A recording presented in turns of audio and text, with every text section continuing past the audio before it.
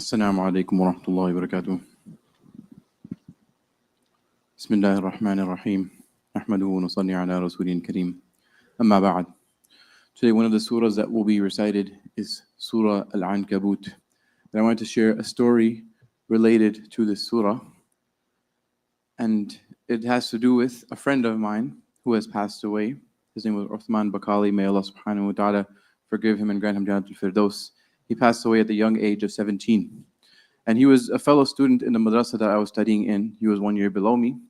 We were traveling from New York to Ohio. And on the way, he had to stop on the side. And he ended up basically getting hit by a truck on the highway. And he ended up passing away. This was something which was extremely difficult for all of us, but especially for his parents. And there are probably very few things in the entire world that can be more difficult for a parent than to bury their own child. And I myself witnessed his father washing his own son with his hands. It was a very difficult situation, but we saw, mashallah, how Allah subhanahu wa ta'ala, through their piety, through their closeness to Allah, the patience they had was just surreal and amazing, mashallah, how they were able to bear it. Allah subhanahu wa ta'ala really helps people when they're in those situations, when they turn to Him. One specific thing that happened with his mother, of course, we can only imagine the feeling his mother was going through, is that his mother once had a dream of her son, Uthman. And he was dressed all in a very beautiful white garment, and he was smiling in a very beautiful state. And it was obvious that, mashallah, he was doing well in the hereafter. And she asked about him, and he said, "I'm doing okay, don't worry about me." And then he gave her one advice, and he told her, read Surah Al-Ankabut, which is a surah that we will be reciting today as well. So this is all he told her, read Surah Al-Ankabut. So then as soon as we all heard this, all the students of the madrasa, because we were just coming fresh off this great loss. It was a small madrasa, so we were all like a family together. We were all heartbroken.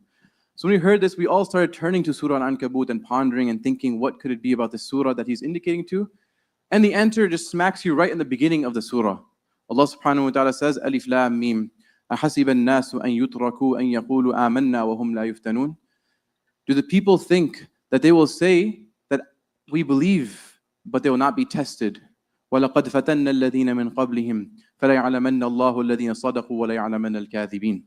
We have tested those who have come before them, and Allah will definitely know those who are sincere and truthful in their statements that we believed, and those who are lying and they were just saying it from their tongue and did not truly mean it from their hearts. And so in this ayah, what is Allah subhanahu wa ta'ala telling us? Allah is telling us that as soon as you accept Islam and you profess Islam, immediately tests and trials and difficulties will come.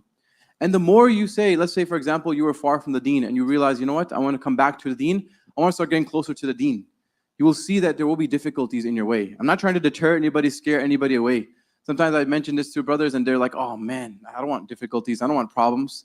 You know, and somehow shaitan puts in their mind that maybe I should just stay away from the deen. So you'd rather go through difficulties in this life and face beautiful and amazing, everlasting rewards in the hereafter, or you face everlasting difficulties in the hereafter. So everybody can know that what the equation, what makes more sense. To go through some difficulties in this life and face amazing rewards in the hereafter, and otherwise have an easy life here. You know, even that, we don't know it's necessarily going to be easy, right? Many disbelievers, many people who away from the deen also live difficult lives.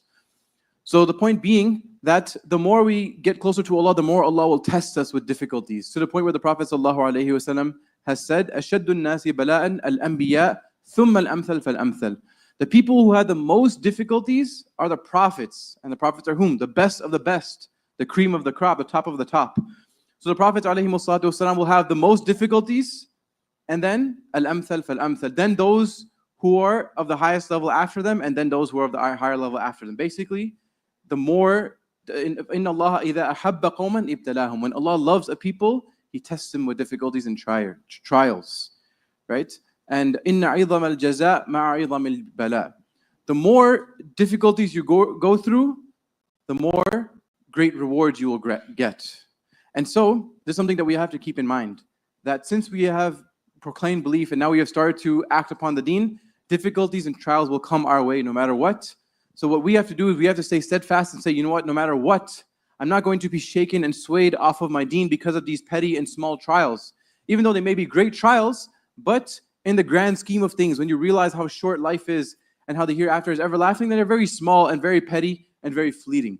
So we need to keep this in mind and have this intention that inshallah I will not let anything make me waver and deter me from my path of getting closer and closer to Allah until I reach Allah that I'm in the highest state of closeness to Him. May Allah subhanahu wa ta'ala grant us tawfiq and at the same time grant us afiyah and ease in our affairs. Wa akhiru da'wana alhamdulillahi rabbil alameen.